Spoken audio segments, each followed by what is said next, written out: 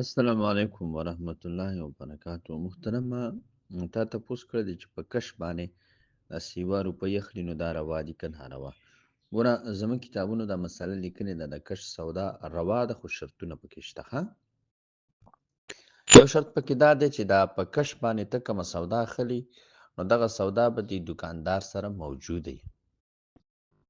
مقصد ته موټر سایکل اخلي نو موټر سایکل به دلته په دغه کې په دکان کې به ولاړي. او دویم شرط دا دی چې دغه دی دا تا ته به د نغدو او د کش والا د دواړو ریټ وای.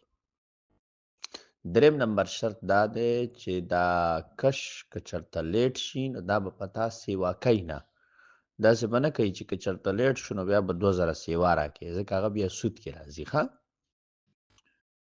نو دا شرطونه چې پکې نو بیا دا صحیح دی. بل دا د څلورم نمبر شرط چې نیټه او زمانه د کش چې ده دا به ټوله معلومه وي. ښه، هلکه مقصد میاشت پس په دومره پیسې در کوم او دا ټولې پیسې به کال کې خلاصیږي.